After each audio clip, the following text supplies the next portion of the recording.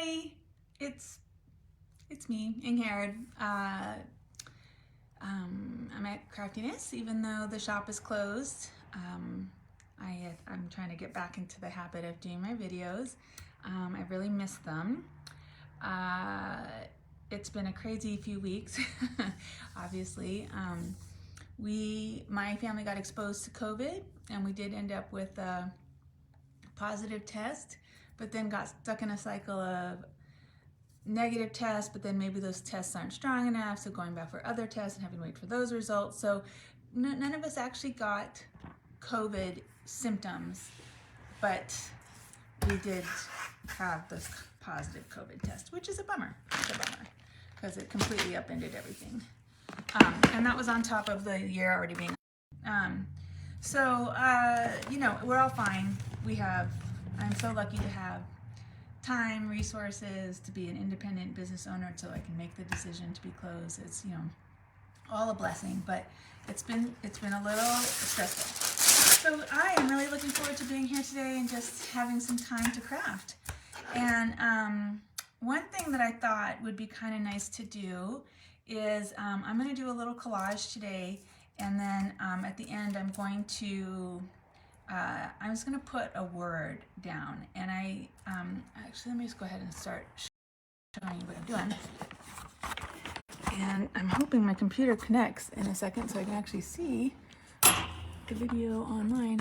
All right, so what I have here is a piece of, this is actually just tag board. Well, I prefer to use crescent board for this, but this size is 8 by 5. And this is actually the Soul Collage size. So if you're at all familiar with Soul Collage, this is the size for that they use in Soul Collage. And if you're interested in, if you're like, what's Soul Collage? One of my favorite facilitators is someone named Chantel Zimmerman. She's local here in Woodland Hills, and she does Soul Collage introductions, but also longer commitments, and does a lot with it. But there are several lovely facilitators in the area. So if you Google Soul Collage and then look up the area, I'm sure you'll see that there are some options. And so this is that size, and you can make them thick, but I really like the idea of using board for this versus just what's it called? Let's turn that off. Instead of using cardstock, because it becomes something substantial. And with Soul Collage, you make you do your collages on the size, and then one of the things you do with the collages that you make is you pull them one a day and you set it up. Well, I kind of like the idea of making intention cards this size, and I could see having a little stack of them and pulling one a day, and just, you know, having the word or the inspiration that I have on there inspire me, right? That would be the idea. And so part of what's going on here too is that since we're closed, I've been taking the time to do some cleaning out.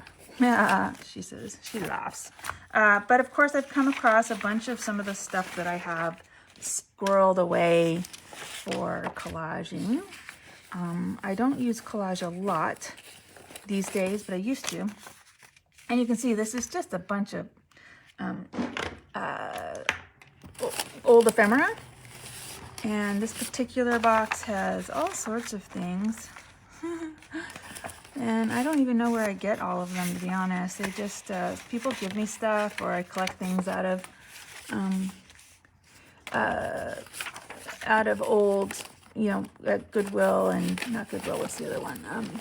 Garage sales is the word I was looking for. But, and you know, every once in a while I go, I don't need any of this junk, and I toss a bunch of it. So, but this is one that has survived. And so, there Janice is. This is cute. That's the problem too, you get stuck looking through things and instead of actually using them. So I'm just gonna make myself use things today. All right, so I've got a little stack here of stuff I've just pulled, obviously way more than I need to cover my little 8 by 5 board. And I'm just going to use glue stick, nothing fancy, no gel medium. I am using some wax paper so that I can use it to back. So one way to do it is to put it directly on the card. And you are going to use a lot of glue, you know, out of your glue stick. That's the goal. You want a nice even layer of paste.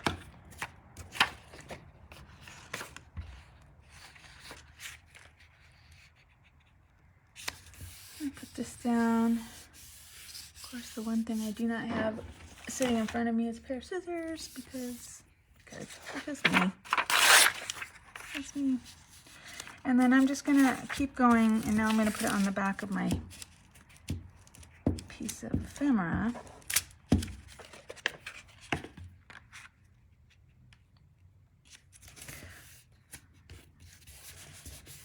I'd love to know how you guys are doing. If you want to pop into the chat and just say hi, or tell me how you're managing through these stressful moments.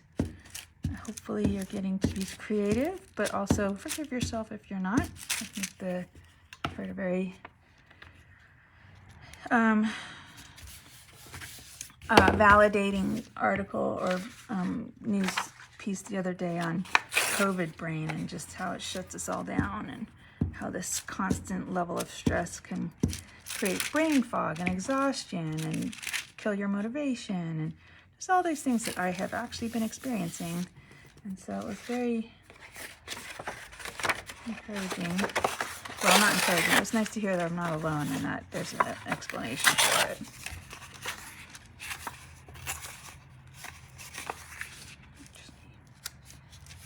That imagery.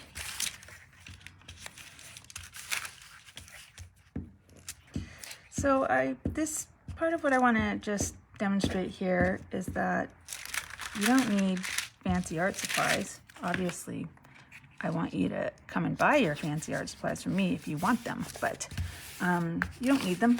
You can just rifle through your box of love letters you saved from when you were in high school, because we all have those, right?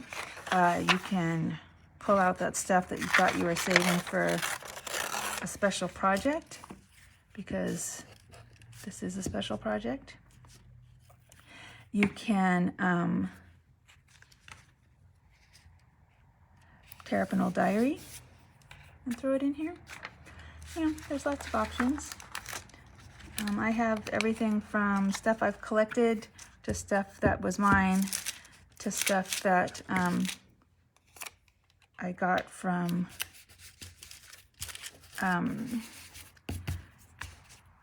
that I literally bought off eBay. So, you know, like this is off an old ledger. Someone used it. It's a register of electors, but someone was using it as a weather guide, and I literally have like 10 years of weather, and the date on it is like 18 something rather. And it's quite fascinating to look through, but also pointless. There's no reason to keep it other than, you know, just to know that back then people wrote this way or kept their notes the same way I do. Kind of fun that way. But, all right, so my wax paper's a little sticky, so I'm going to turn that over. And I'm going to look around, grab my scissors.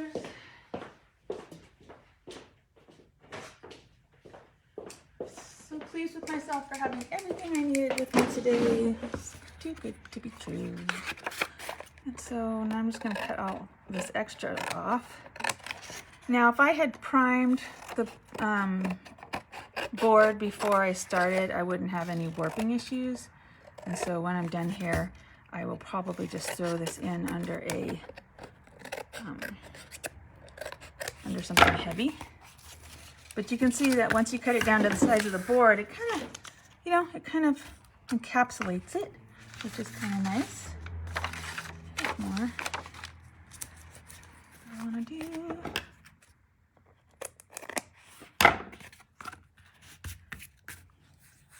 And I'm going to just say, you know, there are no rules to this. Put down what feels good. Add what feels right. You know, I have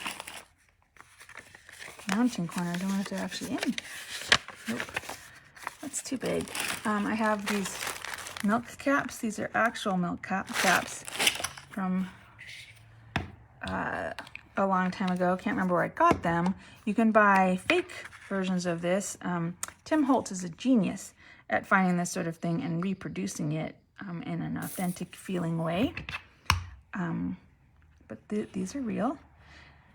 And part of the way you can tell is because they're discolored, and these are the little paper bits that were in the top of milk jugs way back before we started throwing, making things that are disposable items and just throwing them out the door instead of saving them.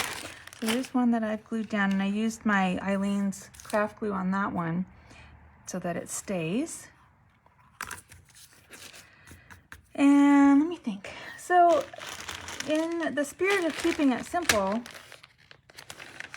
well, no, of course I can't. I'm gonna add just a little bit. I've got this really beautiful stamp set from Aladdin. It's a sort of Asian inspired cherry blossom set. I don't know if you can see this here. Some very typical Asian imagery. I'm just going to use a couple of them just to add a little layer. It comes with this little stamp pad. Oh my gosh, this is just, let's see. And I'm going to be a little intentional about where I put this. I'm going to make sure that it overlaps things, because part of what this does when you add something like this is that it coalesces images that feel a little disjointed together.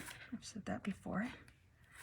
So you can see it will, it's one way to mitigate a joint that feels a little abrupt, and then when it does is bring it all together.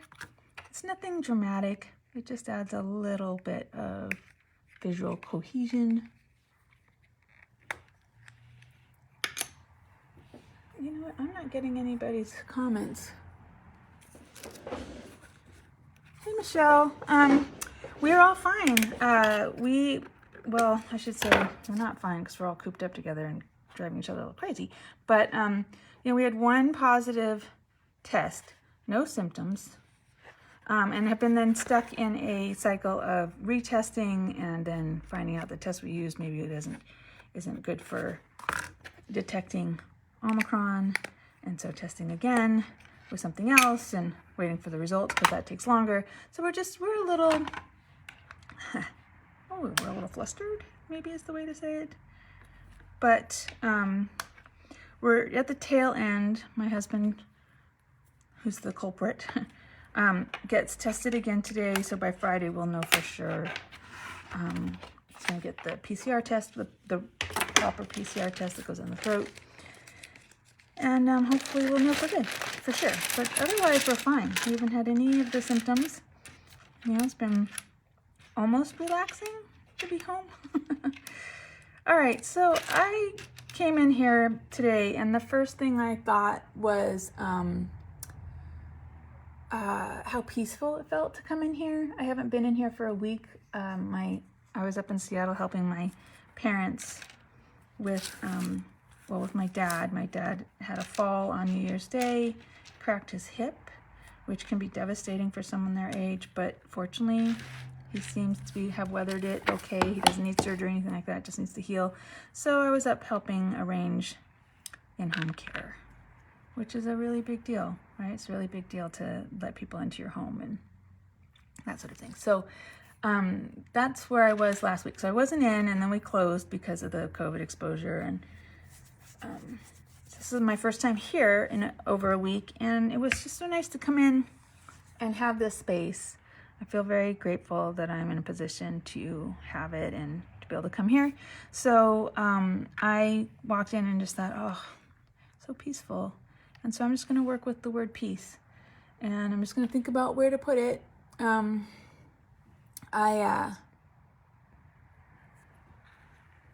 This is called auditioning, where you put something down and decide how you want it.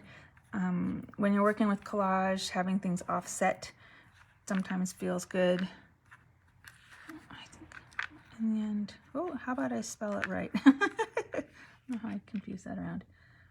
Now remember, the whole idea is for this to be something that I can put up for the day and just remind myself, or pull out for any amount of days. But if I make a series of these, then you know, I might pull the one for that day that I want to either be reminded of or that reflects where I'm at emotionally, is one way to do it. You know what? I'm going to be honest. I think I like this better down here. Okay. And honestly, being able to see it in my video, look up and see my video, sometimes helps. I sometimes say in my classes, if you're struggling with a piece and don't know what's missing, look at it through your camera, because your camera has a way of, you know, to your eye, it makes it a complete piece. And so looking at it through your camera can really help you realize. Sometimes you look at it and think, oh, it's finished. Sometimes you think, oh no, there's that blank spot. I need to address. All right, one thing I have been doing with my time is reading more about art and what it does for the brain, the neuroscience behind creating, and all the stuff that I've been telling you that I've sort of come to in terms of my own experience is very well grounded in science, that there is a neurological component to creativity that is healing, straight out healing. And so one of my goals for this year is actually to do more of it for myself. So this feels a little Christmassy because of the candles, but you know, candles have a lot of meaning, not just for Christmas. It's, you know, about illumination and warmth and you know, all sorts of things you could read into that. But that is it for me today. I know it's a short one, and my plan is I'll be back tomorrow. I have a really fun idea for tomorrow's jelly printing. I'm really looking forward to it. But I hope that maybe gave you some inspiration to, you know, sometimes we do this work and it's just for the joy of doing it, which is, like I said, it's actually healing. But the finished piece can be just as important. And so making an intention card, making a panel that has something, a touch point becomes a touch point for you. I have somebody who made a panel once and felt like it reflected a friend they'd lost recently. I don't even think that they intended that as they made it, but at the end they said, this reminds me of my friend. And so it became a touch point for them, for that, to remember that friend. And so, you know, this work can serve you in that way. So I hope that this gives you some inspiration. It doesn't take much to be creative, just a little bit of glue stick. You could even use a piece of cereal box for your background if you're enticed by the idea of making a card this size. And I will be back tomorrow for a video. The goal is to be open next Tuesday. I'll be honest, the numbers out there are kind of a little scary, so we'll see. But fingers crossed it'll be open again on Tuesday. Might start with appointments. That might be the way that we start off again. And I would love to hear your feedback. Are you feeling safe? Are you feeling like we should stay closed? Will you come if I open up? Obviously I want everyone wearing an N95 mask at this point. And I really just hope in general in your lives that you are safe and feel protected. Anyway, thank you for joining me today, and I will see you tomorrow. Tomorrow at 11, jelly printing.